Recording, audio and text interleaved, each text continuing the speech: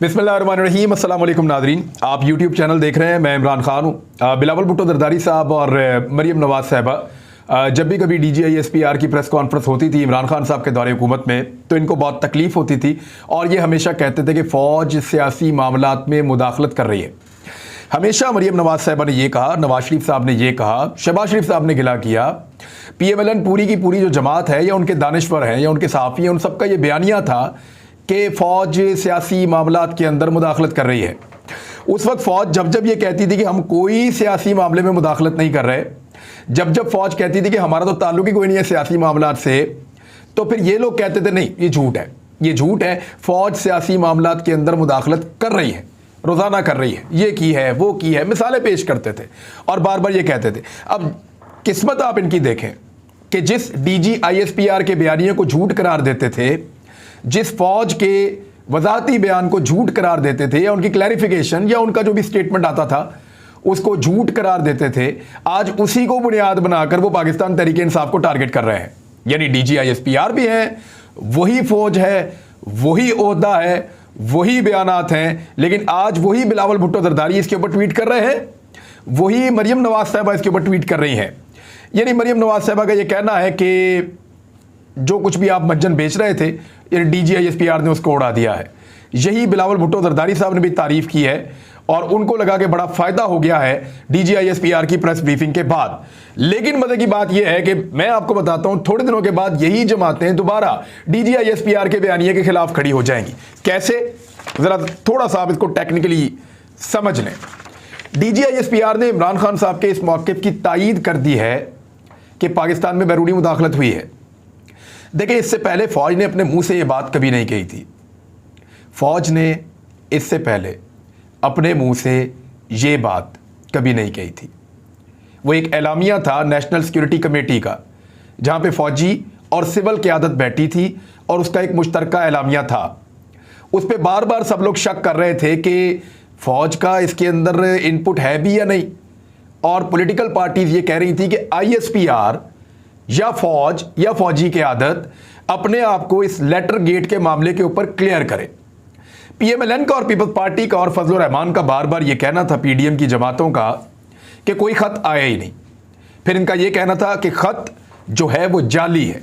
अव्वल तो ये ख़त को मानते ही नहीं थे कि ख़त है ही नहीं, फिर ये कहते थे कि ख़त जाली है और एलामिया के बारे में कहते थे कि ये फ़ौज का एलामिया नहीं है, फौजी क़यादत इसके ऊपर अपनी क्लैरिफिकेशन पेश करे, सफाई पेश करे। लेकिन इनको आइडिया नहीं था कि इनके हुकूमत में आने के बाद फ़ौज इतनी वजाहत के साथ इस चीज़ को सामने ले आएगी। आज वो बगले बजा रहे हैं सिर्फ एक बयान या एक जुमले के ऊपर जो पाक फ़ौज के तर्जमान मेजर जनरल बाबर इफ्तिखार ने कहा है, और वो जुमला क्या है कि साजिश का लफ्ज़ एलामिया का हिस्सा नहीं है, लेकिन ब्लैटेंट इंटरफेरेंस, बैरूनी बदतरीन मुदाखलत पाकिस्तान के अंदरूनी मामलात में यह एलामिया में लिखा है। वो जो एलामिया था जिसके ऊपर इस शक का इजहार किया जा रहा था कि फौज का इसके साथ कोई लेना देना नहीं है, आज पाक फौज के तर्जुमान ने उस एलामिया को स्टैंप कर दिया है। आप फिर मेरी बात को गौर से सुने। पहले सब लोग ये कह रहे थे कोई लेटर नहीं है, फिर ये कह रहे थे कि जाली लेटर है, फिर ये कह रहे थे कि सफ़ीर को पकड़ो, बंद करो, उसने ये जाली लेटर लिखा है, फिर ये कह रहे हैं कि वजारत खारजा के अंदर इन्होंने 2 नंबरी करके ये लेटर तैयार किया और ला के एक इन्होंने बयानिया फेंक दिया मार्केट के अंदर। यही सारा कुछ था ना। इमरान खान के लेटर के ऊपर कोई तस्दीक नहीं हो पा रही थी, ये पॉलिटिकल पार्टीज मानने को तैयार ही नहीं थी। आज हुकूमत किसकी है? शहबाज शरीफ की। और DGISPR कौन है? जनरल बाबर इफ्तिखार। शहबाज शरीफ की हुकूमत, अगर इमरान खान साहब की हुकूमत में होता तो लोग कहते शायद कोई मिले हुए हैं या कुछ इस तरह की, जैसे पहले बातें करते थे वैसे ही करते हैं। लेकिन आज DGISPR ने बड़ा क्लैरिटी के साथ आकर कह दिया कि वो जो एलामिया था उसके ऊपर हम स्टैंप करते हैं। उसमें वर्ड साजिश नहीं था, बाकी जो था वो था। अब मैं आपको जरा वो थोड़ा सा पढ़ के सुना देता हूं, वो पैराग्राफ जो सबसे इंपॉर्टेंट है। अभी मैं आपको बताऊंगा कि मेजर हारिस को जो मार पड़ी वो FIR भी हो गई है, मेरे पास आ गई है, और जो बाकी बंदे गिरफ्तार हुए उसके बारे में बताता हूं। वाकया एक्चुअली क्या हुआ, हारिस मेरा दोस्त है जी, और हारिस मेरा बहुत पुराना दोस्त है। ये अब से दोस्त नहीं है, बहुत पुराना दोस्त है। ये सियाचिन में भी रहा, ये बलूचिस्तान में भी रहा, ये खारिया में भी रहा, ये ड्रोन्स का भी एक्सपर्ट है और आर्टिलरी का भी एक्सपर्ट है। ये ट्रेनिंग भी देता रहा है, बड़ा शानदार सोल्जर है, बहुत ज़बरदस्त आदमी, आजकल लाहौर में तैनात है और सर्विंग मेजर है पाक फौज का, और बड़ा अच्छा इंसान है, बड़ा मिलनसार आदमी है, बड़ा डाउन टू अर्थ आदमी है और बहादुर आदमी है। ये कल बहुत सारे इकट्ठे होकर मिलकर उसको पड़ गए हथियारों समेत, वो खाली हाथ निहत्था इनके काबू आ गया। और इनके अंदर जो मारने वाले थे ये आम लोग नहीं थे, ये भी ट्रेंड कमांडोज थे जिन्होंने उस निहत्थे अकेले के ऊपर हमला किया है। वो मैं आपको बताता हूं बाद में क्या हुआ, लेकिन पहले आप ये सुन लें कि नेशनल सिक्योरिटी कमेटी ने क्या कहा था, जिसके ऊपर पूरी अपोजिशन को आग लग गई थी उस दौर में। आज उसकी तस्दीक हो गई है। आज इमरान खान साहब के मौकिफ की पाक फौज ने तस्दीक कर दी, उसको स्टैंप कर दिया। क्या था? The committee expressed grave concern at the communication terming the language used by the foreign official as undiplomatic. फिर आगे कहते हैं द कमेटी कंक्लूडेड, इस नतीजे पर पहुंची है committee, that the communication amounted to blatant interference in the internal affairs of Pakistan. इस नतीजे पर पहुंची कि यह पाकिस्तान के अंदरूनी मामलात के अंदर एक बेजा और बदतरीन मुदाखलत है। यह कमेटी इस नतीजे पर पहुंचती है by the country in question, उस मुल्क की तरफ से जिसके ऊपर सवाल उठाया गया है, which was unacceptable under any circumstances. और फिर उनको डिमार्श भी भेजा। तो अब मामला हो गया क्लियर कि पाक फौज इस एलामिया के साथ खड़ी है। अब सिर्फ इस बात के ऊपर रख के खेलने की साजिश नहीं थी। देखें, बाहर से मुदाखलत आई, साबित हो गया। मुदाखलत का हमने उनको जाके डिमार्श भेजा, साबित हो गया। ये चीजें, एक तो लेटर सच्चा था, यह भी साबित हो गया कि इमरान खान साहब की सच्चाई। दूसरा, लेटर इमरान खान ने नहीं बनाया, यह भी साबित हो गया। तीसरा, पाकिस्तान ने उसके ऊपर एहतजाज किया, यह भी साबित हो गया। चौथा, पाकिस्तान के इदारे और उस वक्त की हुकूमत इस बात के ऊपर श्योर थे और इस बात के ऊपर उनका कंसेंसस था कि यह बैरूनी बदतरीन मुदाखलत है। यह हो गया सारा। अब इसके ऊपर जिसकी हुकूमत खत्म हुई है वो कहता है कि इसी मुदाखलत की वजह से मुझे निकाला गया और इसके ऊपर इंक्वायरी करवाएं। जब इंक्वायरी होगी तो साजिश भी पकड़ी जाएगी। अगर DGISPR ने यह कहा है ना कि साजिश का वर्ड उस एलामिये में नहीं है, तो DGISPR ने यह नहीं कहा अभी तक कि कोई साजिश हुई ही नहीं है। वो कह नहीं सकते जब तक कि कोई इंक्वायरी नहीं होगी। वो फैसला नहीं सुना सकते। फैसला कोई अदालत या कोई कमीशन सुनाएगा, वो रिकमेंड करेगा, वो बताएगा कि वाकई पाकिस्तान के अंदर कोई बैरूनी मुदाखलत हुई है या नहीं हुई। मेरे ख्याल में इस वक्त नून लीग की हुकूमत है, इमरान खान साहब को कोई भी कमीशन बनाने से दरगुजर करना चाहिए और भाग जाना चाहिए। कमीशन नहीं बनवाना चाहिए।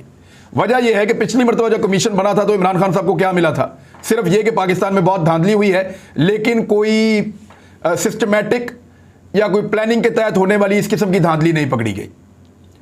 यानी धांधली हुई जरूर है पाकिस्तान में, लेकिन वो बाई डिजाइन एक पूरा का स्ट्रक्चर और पूरी साजिश वो नहीं पकड़ी गई। तो इस पर तो बैरूनी मुदाखलत हुई जरूर है, इमरान खान की हुकूमत उसके नतीजे में गिरी जरूर है, लेकिन हमें कोई शवाहिद नहीं मिल रही। ये भी हो जाएगा इमरान खान साहब के साथ और हो सकता है। देखिए, जो साजिश इमरान खान के खिलाफ हुई थी ना, उसके 3 हिस्से थे, और अगर साजिश का वर्ड उसमें नहीं है तो ये भी कोई नहीं कह रहा कि साजिश हुई ही नहीं। ये कोई नहीं कह रहा कि साजिश हुई नहीं। और जहां तक DGISPR ने कहा, बसद एहतराम मैं कुछ फैक्ट सामने रख देता हूं, इससे आप इत्तफाक कर सकते हैं, इख्तलाफ कर सकते हैं, लेकिन DGISPR ने कहा कि अमेरिका ने अड्डे मांगे ही नहीं। तो ये मेरे सामने अखबारात मौजूद हैं, इनमें डॉन अखबार है, इनमें एक अखबार जो है वो न्यूयॉर्क टाइम है, अमेरिका का अखबार है। उन्होंने 7 और 8 जून को ये खबर लगाई थी गुज़िश्ता साल कि CIA के चीफ ने आर्मी चीफ और DGISI से मुलाकातों में अड्डे मांगे हैं। ये खबर डॉन ने और न्यूयॉर्क टाइम ने लगाई थी उस वक्त। और इमरान खान साहब ने 19 जून को वादे तौर पे स्टेटमेंट दिया था कि एब्सोल्युटली नॉट। ज़रा ये समझ लें आप बात को। DGISPR का ये कहना है कि अमेरिका ने अड्डे नहीं मांगे। ये हमें आर्मी चीफ भी पहले कह चुके हैं कि नहीं मांगे, जबकि डॉन और न्यूयॉर्क अखबार ये कह रहा है, न्यूयॉर्क टाइम्स, कि अमेरिका ने अड्डे मांगे थे। इमरान खान ने 19 तारीख को इनकार कर दिया था। इसके अलावा अमेरिका को गुस्सा हो क्या सकता है? इसके अलावा और गुस्सा हो क्या सकता है? मैंने दोनों मौक़िफ़ आपके सामने रख दिए हैं, बसद एहतराम।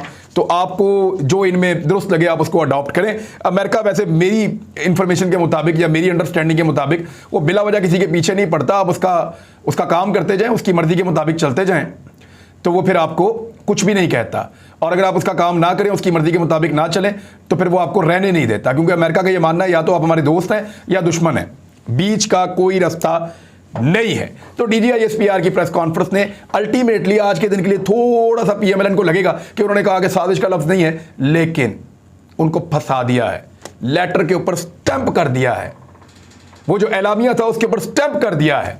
अब वो एलामिया जो है वो जान नहीं छोड़ेगा। उसके अंदर ब्लैटेंट इंटरफेरेंस का नाम लिखा हुआ है, वर्ड इस्तेमाल किया हुआ है। अब नहीं भाग सकते, अब उससे नहीं बच सकते। पाकिस्तान में अगर कभी भी इंडिपेंडेंट और बेहतर इंक्वायरी हुई, न्यूट्रल, तो पता चल जाएगा कौन कौन इस साजिश का हिस्सा था। और ये जो डॉन पे और न्यूयॉर्क टाइम के ऊपर जो खबरें छपी हैं, जिस तरह बीबीसी की खबर के ऊपर रिएक्शन दिया एकदम पाक फौज ने, इसके ऊपर भी रिएक्शन आना चाहिए। अगर तो है, इनकी भी तहकीकात होनी चाहिए। अगर कोई तस्दीक नहीं करता इस खबर की और वो कहते हैं कि तरदीद है, तो इसके ऊपर भी वो आना चाहिए। लेकिन आने वाले वक्त में सारी चीज़ें खुल जाएंगी। अमेरिकन कोई चीज़ छुपाते नहीं है, साल 2 साल 4 साल में बता देंगे उन्होंने क्या मांगा था और क्या नहीं मिला था। ये चीज़ें ज़्यादा देर छुपी नहीं रहती, खासतौर पर अमेरिका जैसे मुल्क में।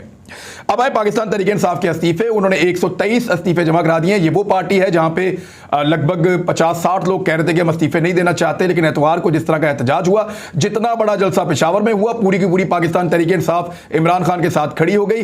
123 अफराद ने अपने इस्तीफे जमा करवा दिए, जो इस्तीफे मंजूर कर लिए गए हैं।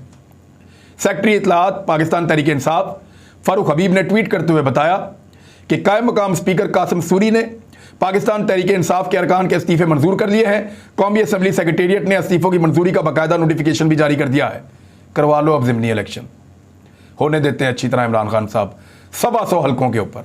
और दूसरा, इमरान खान साहब ने क्या किया, उन्होंने फौरी तौर पर इलेक्शन कमीशन को यह कह दिया है कि पाकिस्तान तहरीक इंसाफ में से किसी को भी अपोजिशन लीडर ना बनाया जाए। यानी ये जो लोग बाकी बैठे हुए हैं, एक तो इनके खिलाफ इमरान खान साहब ने जो है वो ताहयात नाअहली के लिए, जिन लोगों ने इमरान खान साहब की बात नहीं मानी, वो लगभग 22 के करीब लोग हैं जो इस्तीफा देने से गुरेज़ा हैं, जो इस्तीफा देना नहीं चाहते। यानी ये खबर मेरे पास मौजूद है। एक में तो उन्होंने कहा कि पीटीआई के किसी भी रुकन को अपोजिशन लीडर नामजद ना किया जाए। ये इमरान खान साहब ने इलेक्शन कमीशन ऑफ पाकिस्तान को खत लिख दिया है और इलेक्शन कमीशन ऑफ पाकिस्तान इस खत की पासदारी का पाबंद है। दूसरा, पीटीआई के कितने अरकान ने कौमी असम्बली में इस्तीफा नहीं दिया, उनके नाम भी सामने आ गए हैं। ये 22 मुनहरिफ अरकान हैं जिन्होंने इस्तीफा नहीं दिया, और वो सारे वही हैं आपके सामने जो जाके अपोजिशन के बेंचों में बैठे हुए थे। तो इन लोगों ने इस्तीफा नहीं दिया, बाकी तमाम लोगों ने इस्तीफा दे दिया है। जबकि इमरान खान साहब ने सुप्रीम कोर्ट के अंदर रुजू कर लिया है। बाबर इवान साहब जाएंगे और आर्टिकल 184(3) की आईनी दरखास्त में इलेक्शन कमीशन, स्पीकर कौमी असम्बली और वफाक को फ्रीक बनाया गया है। और इसमें इमरान खान साहब ने मौक़िफ़ इख्तियार किया कि अपनी जमात को छोड़ने और पैसे लेकर फ्लोर क्रॉसिंग करने वाले अरकान आइन की खिलाफ वर्जी करते हैं। दरखास्त में कहा गया है कि जमात की पॉलिसी पर अमल दरामद ना करने वालों के खिलाफ आर्टिकल 63A के मुताबिक कार्रवाई होती है। पार्टी टिकट पर इलेक्शन जीतकर अवाम के वोट को बेचा नहीं जा सकता।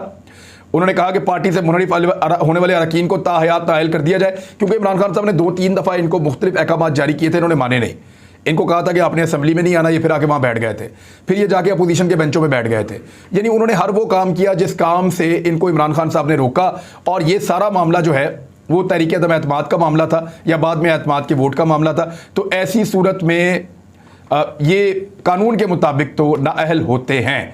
अब इमरान खान साहब इनको ताहयात नाअहल करवाना चाहते हैं, उसके लिए उन्होंने अदालत से रुजू किया है। देखते हैं कि इन लोगों के साथ अब क्या होता है। वज़ीर आज़म इमरान खान साहब ने जिस वक्त DGISPR प्रेस कॉन्फ्रेंस कर रहे थे, उसी वक्त एक ट्वीट किया है और उस ट्वीट में उन्होंने अमरीकी मुदाखलत का जिक्र करते हुए कहा कि पाकिस्तानियों का शुक्रिया अदा करता हूँ कि उन्होंने एक तारीखी जलसा किया पेशावर का। वैसे बहुत ही बड़ा जलसा था, यानी जितना बड़ा नॉर्मल जलसा होता है उससे बड़ा जलसा तो इमरान खान के बैक स्टेज चल रहा था। पब्लिक उससे ज़्यादा तो पीछे खड़ी थी जितनी एक नॉर्मल जलसे में होती है। और सामने जो हमने देखा पेशावर की तारीख में कभी किसी ने नहीं देखा। जो इंडिपेंडेंट सोर्सेज हैं उनसे आप बात करें, वो कहते हैं जी हमने पेशावर को ऐसा देखा कि पूरा खैबर पख्तूनख्वा पेशावर में है और पेशावर की हर सड़क के ऊपर लोग मौजूद थे। कोई गाड़ियों में सुन रहा था, कोई दफ्तरों में सुन रहा था, कोई रास्ते में सुन रहा था, कोई पहुंचना चाहता था, कोई पहुंच गया था। लेकिन ये लाखों की एक मूवमेंट थी जो हुई है कल के दिन में पेशावर में, और एक बहुत बड़ा इवेंट था, बहुत बड़ा इवेंट था खैबर पख्तूनख्वा के अंदर। तो इमरान खान साहब ने लोगों का शुक्रिया अदा किया और उन्होंने कहा कि उन्होंने अमेरिका की जो इंस्टॉल्ड की गई रजीम चेंज है और क्रिमिनल्स को जो वो लेकर आए इक़्तिदार के अंदर, उसको लोगों ने रिजेक्ट किया है और कौम खड़ी हो गई है। उन्होंने कौम का शुक्रिया अदा किया।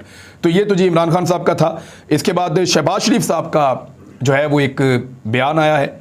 ये बयान बहुत इंपॉर्टेंट है क्योंकि अब उनको सांस चढ़ना शुरू हो गया इक़्तिदार के तीसरे ही दिन।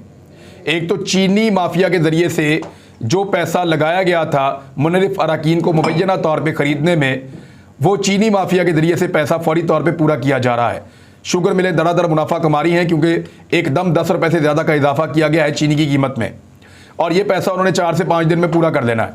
हो सकता है 2 हफ्ते लग जाए, 1 हफ्ता लग जाए, 1.5 हफ्ता लग जाए, लेकिन क्योंकि इस वक्त चीनी की खपत बहुत ज़्यादा होती है मार्केट में रमज़ान मुबारक में, तो यहाँ पे ये पैसा पूरा कर लेंगे। शहबाज शरीफ साहब उसके बारे में एक लफ्ज़ भी नहीं बोल रहे। ना ही शहबाज शरीफ साहब ने अमेरिका और भारत को अभी तक जवाब दिया है। 3 दिन हो गए हैं उनकी धमकी आए हुए, अभी तक उन्होंने कोई जवाब नहीं दिया। शहबाज शरीफ साहब के साथ इक्तदार में आने से पॉलिटिकल पार्टीज कतरा रही हैं। उन्होंने पब्लिक का गमो गुस्सा देख लिया है, वो नहीं चाहते कि गुस्सा उनकी तरफ मुड़े। एमक्यूएम उस वक्त तक कभी भी काबीना का हिस्सा नहीं बनेगी जब तक कि कराची का जलसा नहीं हो जाता। अगर कराची के जलसे से पहले एमक्यूएम काबीना का हिस्सा बन जाती है तो कराची का जलसा ज्यादा बड़ा हो जाएगा और ज्यादा रिएक्टिव हो जाएंगे लोग, क्योंकि पाकिस्तान तहरीक इंसाफ हर जगह पे एक रिएक्टिव फोर्स है। यानी खैबर पख्तूनख्वा में वो एएनपी और फजलुर रहमान के खिलाफ एक रिएक्टिव फोर्स है, सिंध के अंदर वो पीपल्स पार्टी और एमक्यूएम के खिलाफ एक रिएक्टिव फोर्स है, बलूचिस्तान के अंदर वो पुरानी सरदारी निज़ाम के खिलाफ एक रिएक्टिव फोर्स है, और पंजाब के अंदर यही पार्टी पीएमएलएन के खिलाफ एक रिएक्टिव फोर्स है। तो इसलिए वो कोशिश कर रहे हैं कि जितना हो सके मामलात को ऐसे ही कंट्रोल किया जाए। शहबाज शरीफ साहब ने कहा कि मुल्क में सियासी सरगर्मियों की सबको इजाज़त है, इंतशार नहीं फैलाने देंगे, और ये कहा कि पार्लियामेंट की मुद्दत तो 1.5 साल है, लेकिन हमने कितना अरसा रहना है इसका फैसला तो इत्तेहादी ही मिलकर करेंगे, क्योंकि इंतहाई कमज़ोर हुकूमत है।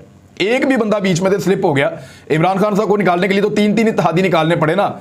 इस हुकूमत में से अगर एक भी बंदा स्लिप हो गया, एक भी 174 की तो हुकूमत है, और सबसे छोटी जो पार्टी भी होगी वो जीडीए, उसके भी 2 बंदे हैं, तो 2-3 बंदे सिर्फ निकल गए तो ये हुकूमत गिर जाएगी। यानी 172 के ऊपर सिर्फ 2 बंदे हैं इनके पास, सिर्फ 3 बंदे निकले तो ये हुकूमत गिर जाती है। ये सिचुएशन है इस वक्त शहबाज शरीफ साहब की और उनकी जमात की, तो ये चलती हुई दिखाई नहीं दे रही है। बहुत मुश्किल है, इलेक्शन की तरफ अल्टीमेटली इनको जाना पड़ेगा। दूसरी चीज मैं आपको बता दूं कि लंगर खाने भी बंद हो गए हैं, पनाहगाहें भी बंद हो गई हैं, और वो तमाम प्रोजेक्ट जो इमरान खान साहब कोई भूखा ना सोए गरीबों को खाना, वो भी बंद हो गया है। जबकि नून लीग ने भी ईद के बाद जलसों का फैसला किया, उस पर बाद में बात करेंगे। अब तक के लिए इतनी, अपना ख्याल रखिएगा, अपने चैनल का भी। अल्लाह हाफिज़।